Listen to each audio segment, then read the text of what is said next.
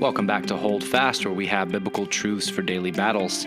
My name is Kenny. I'm the host of the podcast, and I told you last time that we had quite a few topics that I really wanted to cover as we moved along on this podcast, and this is one of them. This is one today that I have been thinking about for a few months now.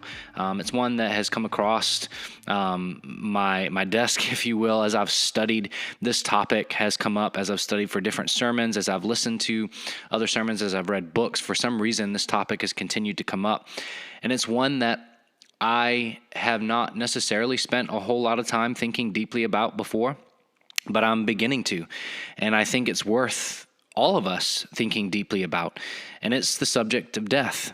It's the subject that probably all of us have a lot of trouble thinking about, and with good reason. It's an uncomfortable subject. It is a painful subject for many of us. As you listen to this, the reality of death may be near to you, whether it's a loved one who's passed away, or maybe you yourself are facing some diagnosis that causes you to think about it more deeply. I don't know what your situation is. And maybe you are younger and you're in pretty good health and you haven't really thought a lot about this. No matter your situation, I believe it's good to think about. And that's because of what Solomon tells us in Ecclesiastes chapter 7. He said in verses 2 through 4 of Ecclesiastes 7, "It is better to go to the house of mourning than to go to the house of feasting." That is a bold statement. It's better to go to the house of mourning than to go to the house of feasting. Now, if you know me, you know that I'm all about going to the house of feasting, right? I love food. I love to enjoy food. And it seems like that would be my preferred choice. I would much rather go to a feast and a celebration, an opportunity to be with friends and loved ones and enjoy God's good gifts. I would much rather that than I would rather to be at a memorial service. And there's parts of that, surely, that, we love to see one another and share memories of the one who's passed away, but that's a difficult thing. That's not an easy thing. That's not something that any of us want to be a part of. So how can Solomon say that? How can Solomon say it's better to go to the house of mourning than to go to the house of feasting? And he tells us why he can say that. He goes on, he says, "For this is the end of all mankind, and the living will lay it to heart." He says because it's a good thing for us to dwell on death, because all of us are going to face death. The author of Hebrews says it's appointed unto man once to die, and after that comes the judgment. All of us are going to face death unless the Lord Jesus returns before we die in this life. We are going to face death. Solomon even goes on in this passage and he says, "Sorrow is better than laughter, for by sadness of the face, the heart is made glad. The heart of the wise is in the house of mourning, but the heart of fools is in the house of mirth." Solomon's saying it is so much better for us to be willing to contemplate death than to live our lives in such pleasure all the time that we never consider this. He's not saying it's more fun to go to the house of mourning than the house of feasting. He's not necessarily saying in every single way it's better to be in the house of mourning. None of us want to face that. We don't desire that. None of us are asking for that. But he says when you're faced with that, it's a good thing to go there. When you're faced with death, it's a good thing to think about it. And he says even when you're not faced with death, it's a good thing for you to consider, because the heart of the wise is in the house of mourning. When you consider death and that life is a vapor, as we'll see in a few minutes, when you consider these things, it brings wisdom to your heart. But when you're so consumed with enjoying life, which is a good thing to do, don't get me wrong, but when you're so consumed with that and just getting as much as you can out of life and just saying, you know what, you only live once, let's not think about death. When death comes, we'll face it, but until then, I don't want to think about it. When is the last time that you thought about death? Specifically, the brevity of your own life. When's the last time you thought about the day that the Lord will call you home, the day that you will die? When's the last time you thought about the legacy you might leave? When's the last time you thought about how you might want to live your life in light of that? When's the last time you thought about standing before the judgment seat of Christ and giving an account for your life? I mean, really, when is the last time you deeply thought about this, that you considered what it's going to be like when you stand before the throne of God and you give an account for your life before Him, the perfect and righteous judge? I have a good friend who listens to the podcast sometimes, I believe. His name is Aaron, and he puts on a show, a one-man show that he calls That Day. And it is all about this fictional account of a man who comes face to face with the reality of what it's going to mean to stand before the judgment seat of Christ. And I wish I could tell you more about the show. I don't necessarily have time in this podcast, but it's a phenomenal show. He does an incredible job with it, but it's really thought-provoking because he does such a good job at showing the reality of what it's going to mean to give an account of our lives. And he really does a good job of showing the reality of the amount of wasted time that we spend. One example of that for me was a moment in the show, and I hope I don't butcher the line and butcher exactly how it happens in the show, but it stuck with me. This man is thinking about his life, and he's thinking about some of the people that he came into contact with. One of the people that he would often come into contact with was this lady that would, I believe, clean his office. And she was just this bright personality, this bubbly lady, always asking about his family and his kids. And he realized that this lady had probably prayed for his kids more than he had in his life. And that hit me because I thought about that. How many people in my life might be praying for my kids more than I am. And there's a part of that I love. I love that there's people praying for my kids. I hope they continue to do that. I hope they do outpace me in prayer in a sense. But that's an indictment against me, right? And we can apply this to so many other areas. I mean, there's so many wasted opportunities. There's so much time that we pour into things that don't ultimately matter for eternal value. And if we would be willing to contemplate death, I think it would change our perspective. I think it would cause us to think a lot more deeply about these things. I think it would change the way that we live. Another passage I want to go to is James chapter 4, verses 13 and 17. Many of us, you might be a person that often says, I'll be there tomorrow, Lord willing. We kind of tack that on to some things like, Lord willing, I'll do that. Lord willing, I'll do this. That primarily comes from this passage, right? But there's something even deeper here than just a little statement that we should attach on to the things that we say we want to do. So James 4, 13 through 17 says, "Come now, you who say, today or tomorrow we'll go into such and such a town and spend a year there and trade and make a profit. Yet you don't know what tomorrow will bring. What is your life? For you are a mist that appears for a little time and then vanishes. Instead, you ought to say, if the Lord wills, we will live first, and then do this or that if the Lord wills. As it is, you boast in your arrogance. All such boasting is evil." Think about what James is saying here. He's saying, we often make plans in our lives. We live our lives day to day without giving a whole lot of thought to the brevity of life, without considering that if the Lord wills, first of all, we'll live, right? If the Lord wills, we will have life. And then if the Lord wills, we want to operate in his will. If he gives us life, we want to consider how he would have us to live. There is a part here that, yes, James is saying, don't boast and think you can just have control of your life and do whatever you want to do. If the Lord wills, you'll do those things. But I think he's getting at the heart here saying we need to be sure that we're seeking to line our lives up with God's will, that we're considering the brevity of life and that we're doing the kind of things that he wants us to do, because the very next verse that we often skip in this passage, verse 17, he says, "So whoever knows the right thing to do and fails to do it, for him it is sin." I think what James is saying in context here is when you meditate on death, when you meditate on the reality that the Lord is in control of your very life and your life is a vapor, when you think about that, it should cause you to consider how you're living, consider your plans, consider your goals, consider your dreams, right?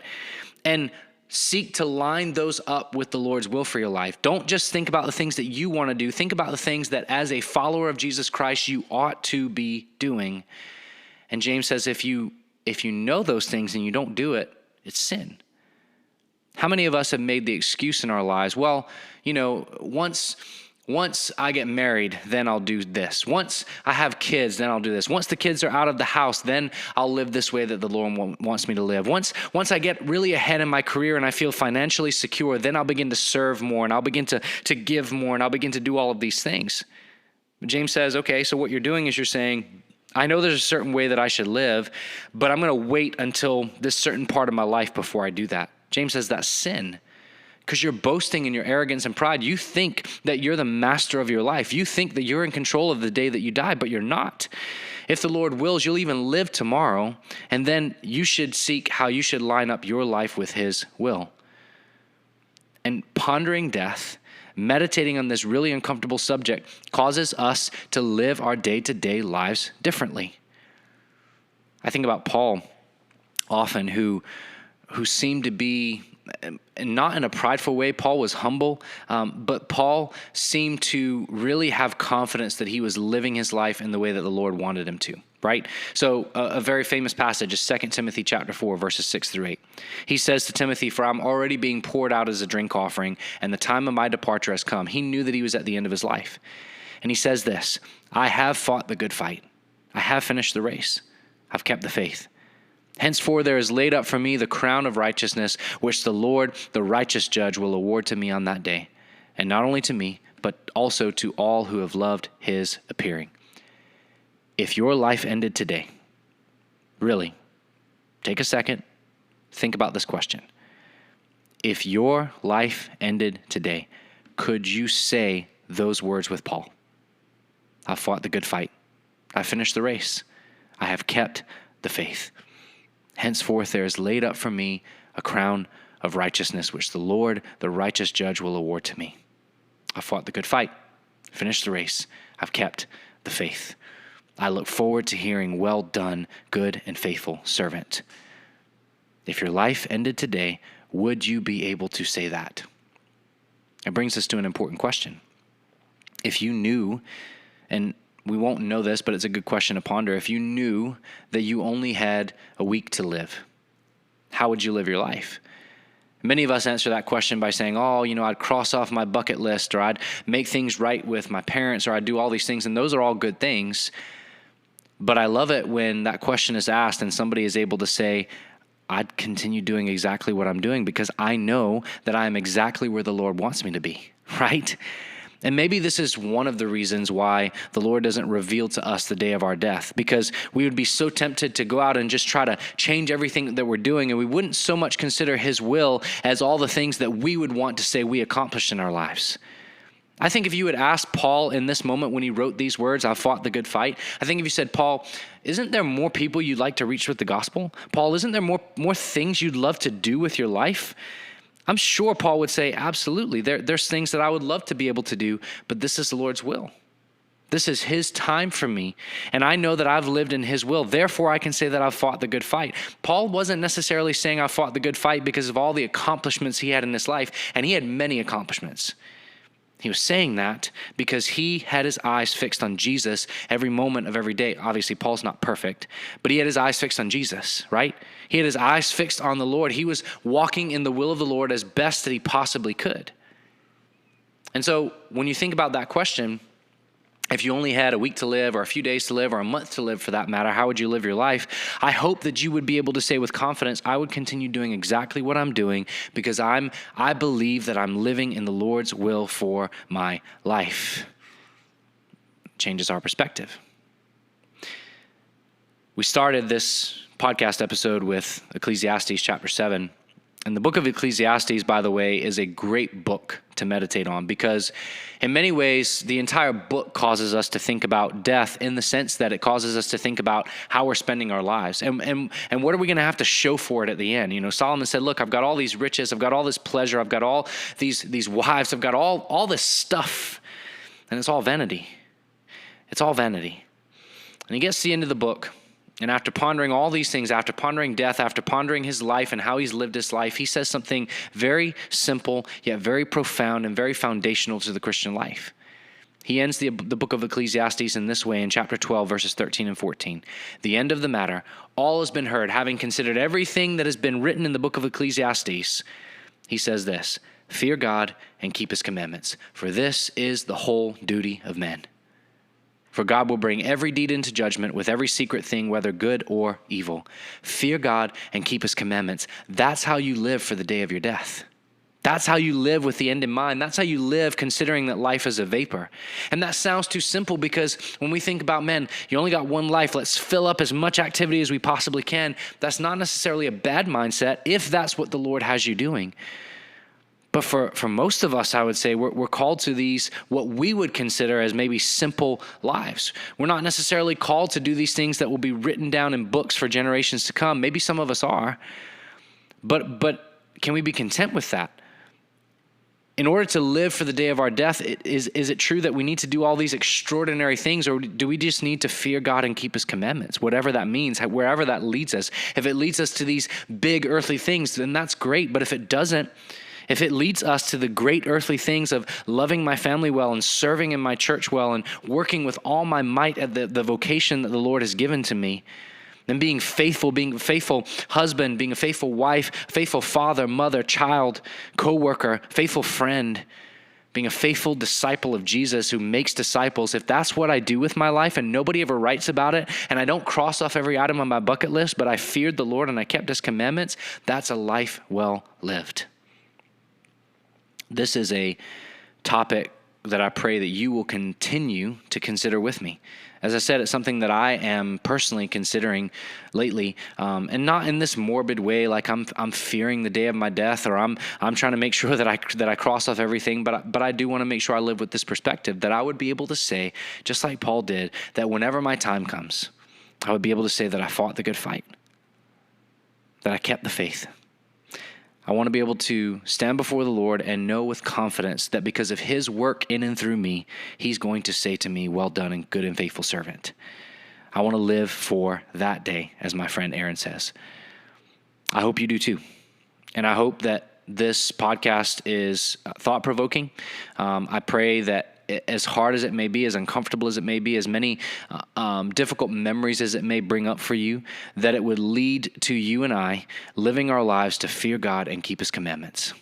Living our lives, not to cross off the bucket list, not to do all these amazing things necessarily, but to work heartily as unto the Lord, to live faithfully for him, to be a disciple who goes out and makes disciples, to live with the Great Commission in mind, to live for that day. Thanks as always for listening to this episode. I pray that it's useful and encouraging to you. If it is, I'd be honored if you shared it. People find out about this podcast because you share it. Whether you tell people about it, you send it in text messages, you put it on social media, any way that you can get the word out, I'm appreciative of that because I love recording these podcasts to be an encouragement to as many people as would want to listen. If you got a topic you would want me to discuss, email me at kennyroberts@missionwaychurch.org. I would love to talk about it on the podcast. I've got some more exciting episodes coming in the future, and I'm looking forward to those. But until then, this has been another episode of Hold Fast. I hope you all have a great week, and God bless.